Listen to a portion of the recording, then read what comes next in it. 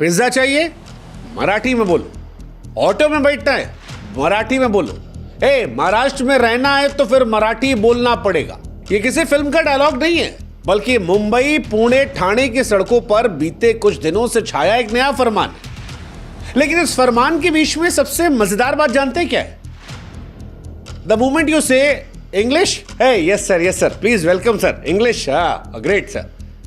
लेकिन आप बोले हिंदी, नहीं हिंदी नहीं, हिंदी जाओ, हिंदी वापस।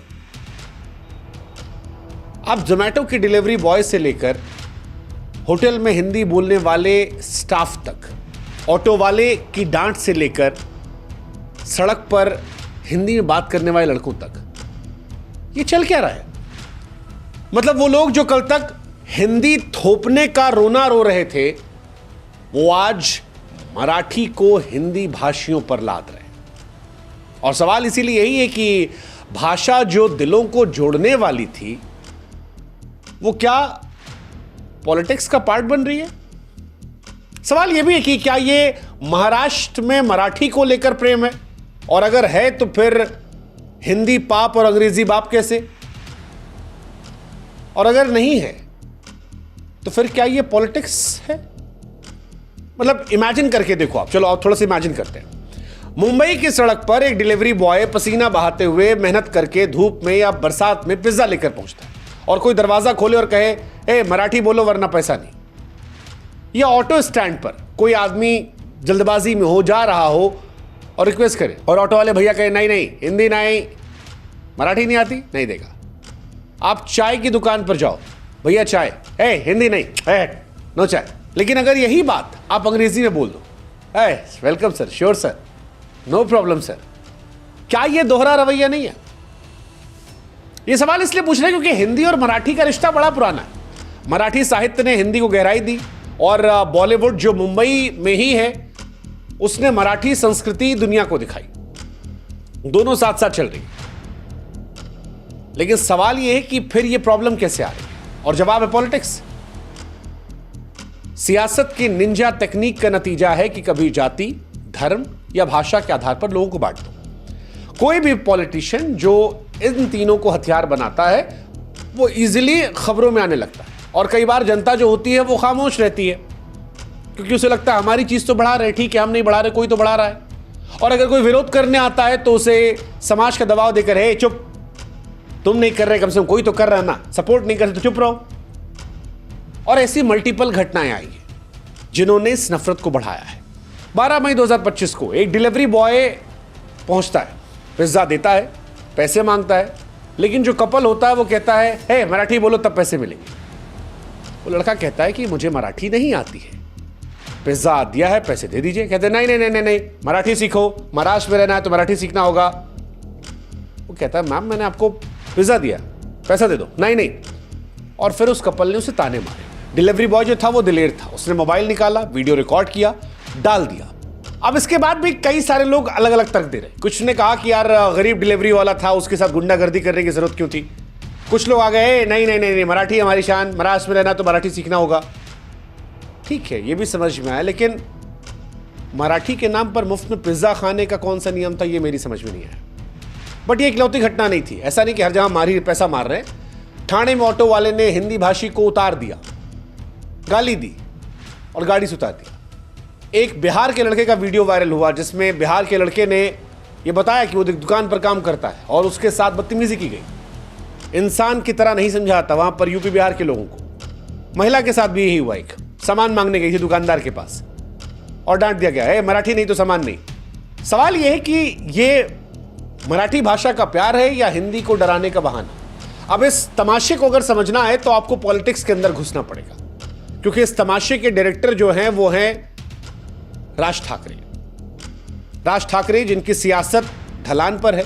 एक जमाने में शिवसेना के स्टार थे बाल ठाकरे के दौर में, लेकिन जब से मनसे में गए तब से जनता का मन उनसे हट गया। अब उनको कमबैक करने के लिए हर बार एक ही रास्ता मिलता है, हिंदी भाषियों गाली दो। हमारे यूपी बिहार के जो नेता हैं उनकी थोड़ा रीढ़ में हड्डी कमजोर है। वो राज ठाकरे को उस भाषा में जवाब नहीं दे पाते। वो उनको ये एहसास नहीं करा पाते कि अगर वाकई में सब चले गए हिंदी पट्टी वाले, तो महाराष्ट्र क्या होगा? हालांकि राज ठाकरे या महाराष्ट्र में रहने वाले अगर महाराष्ट्र की भाषा को लेकर चिंतित हैं तो यह चिंता वाजिब है। हालांकि हम चाहते हैं कि आप भी हमारी एक मदद करें, हमारे व्हाट्सएप चैनल से जुड़ें। लिंक हमने डिस्क्रिप्शन में और कमेंट सेक्शन में पिन कर रखा है। आप जुड़ेंगे तो इससे हमारी ताकत बढ़ेगी और आप तक जल्दी हमारे वीडियोस पहुंचेंगे। कोई भी इंसान अपनी संस्कृति, अपनी भाषा को बचाना चाहेगा, लेकिन भाषा बचाने के लिए बदतमीजी करना, मार पिटाई करना, किसी को गाली गलौज करना, यह सही है? यह पूरा विवाद तब शुरू हुआ जब महाराष्ट्र गवर्नमेंट ने हिंदी को तीसरी लैंग्वेज के तौर पर अनिवार्य कर दिया। एक लैंग्वेज अंग्रेजी, एक मराठी होगी। राज ठाकरे ने कहा नहीं नहीं नहीं नहीं, हम हिंदू लेकिन हिंदी नहीं। मन में सवाल आया कि राज ठाकरे सर, हिंदी राजभाषा है, फिर नफरत क्यों? पर राज ठाकरे ने आदेश दिया, जाओ सबको बताओ महाराष्ट्र में रहना है तो मराठी।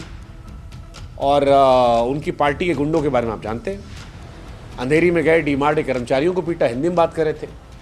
एक सिक्योरिटी गार्ड को थप्पड़ मार दिया, महिलाओं को भी डांटा धमकाया और कई लोगों से कहा हिंदी जो बोलेगा उसे गाल पे थप्पड़ पड़ेगा। अब ये भाषा सिखाने का तरीका था या सियासत को चमकाने का? जवाब बड़ा सिंपल है। हालांकि बाद में दबाव बना, शांत हो गए, लेकिन ये मन में सवाल पैदा कर गया कि ये सारा खेल सियासत का है। हिंदी को अक्सर निशाना बनाया जाता है ये कहकर कि हिंदी भाषा जो है वो यूपी बिहार वालों की। हालांकि ये सच नहीं है। हिंदी कश्मीर से लेकर कन्याकुमारी तक करोड़ों लोगों को जोड़ती है। मराठी और कन्नड़ भाषीय लोगों को लगता है कि उनकी पहचान दब रही है। हालांकि मैं फिर कह रहा हूं कि जिनको लगता है कि उनकी पहचान दब रही है, उनकी भावना जायज है, लेकिन आप आग लगाकर तो नहीं कर सकते ना। अगर आपको इस बात का डर है कि आपके ऊपर किसी और की भाषा ना थोपी जाए, तो आप भी तो किसी और पर अपनी भाषा नहीं थोप सकते। और अगर राज ठाकरे सर या उनके जो लोग हैं वो हिंदी भाषियों को परेशान कर रहे हैं, तो फिर मुंबई में बॉलीवुड क्यों? आपको बंद करवाना, बॉलीवुड बंद करवा दीजिए। नहीं करवाएंगे सर आप, क्योंकि वहां पैसा है और सबको ना ताकत गरीब आदमी पे दिखाना। कोई गरीब आदमी को मारने पे कोई दिक्कत नहीं होता। आप शाहरुख खान को, अमिताभ बच्चन को, आमिर खान को, सलमान खान को, ऋतिक रोशन को नहीं मारेंगे, नहीं मारेंगे सर। आप मारेंगे यूपी बिहार के उस मजदूर को जो 4 पैसा कमाने के लिए वहां गया होगा, क्योंकि उसको मारने पर आपके खिलाफ कुछ होगा नहीं। ज्यादा से ज्यादा एक शिकायत होगी, अगर होगी भी तो उसकी बस्तियां फटवा देंगे।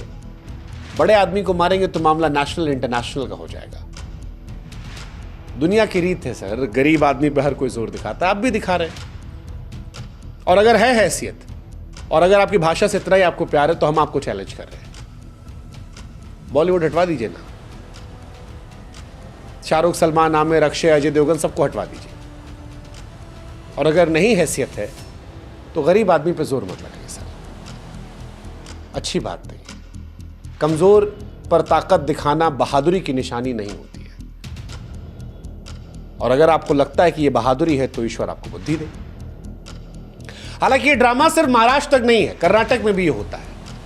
हिंदी के नाम पर विरोध होता है। बेंगलुरु मेट्रो में एक महिला को हिंदी बोलने पर तंग किया गया। एक शख्स चिल्लाया, कन्नड़ बोलो वरना उतर जाओ। पिछले महीने बेंगलोर में हिंदी साइन बोर्ड तोड़े गए, दुकानों पर केवल कन्नड़ के पोस्टर चिपकाए गए। कईयों ने लिखा भी जो वहां काम कर रहे थे कि मैं कन्नड़ सीख रहा हूं, लेकिन हिंदी बोलने पर मारोगे क्यों? और सवाल ठीक है, चाहे मराठी हो, कन्नड़ हो, तमिल हो, आप अपनी भाषा की रक्षा कीजिए, लेकिन हिंदी को दुश्मन बनाने का फैशन कहां से आ गया? अब एक सवाल उठ सकता है लोगों के मन में कि यार हिंदी को ही टारगेट क्यों करते हैं? क्योंकि महाराष्ट्र में ऐसा तो है नहीं खाली हिंदी बोलने वाले होंगे, हर बार मार हिंदी बोलने वाले क्यों खाता है? उसका रीजन है, 2 रीजन है। एक, हिंदी बोलने वाली बड़ी आबादी देश में है जो नौकरी के लिए अक्सर मुंबई, पुणे, बेंगलुरु यहां सब जाती है। उनमें भी एक बड़ी आबादी होती है जो गरीब आबादी होती है, मजदूर वर्ग की या नौकरी पेशा, middle class, lower middle class. ये जो मामले आप सुनते हैं सोशल मीडिया पर, टीवी पर, ये उन्हीं के साथ होते हैं। बड़े लोगों में आपने नहीं सुना होगा। कभी सुना आपने यूपी बिहार के किसी बड़े बिजनेसमैन को मुंबई में टारगेट किया गया? या यूपी बिहार के जो नेता जाते हैं मुंबई, कभी सुना आपने कि इनको टारगेट किया गया है? No no Hindi, no Hindi. यही तेजस्वी यादव स्टालिन के पास जाते हैं, तेजस्वी उतना धारा प्रवाह अंग्रेजी नहीं बोलते, स्टालिन साहब जो है वो शायद पब्लिकली हिंदी तो नहीं बोलते यार, नहीं देखा हमने, बट आपस में बड़े अच्छे मित्र हैं।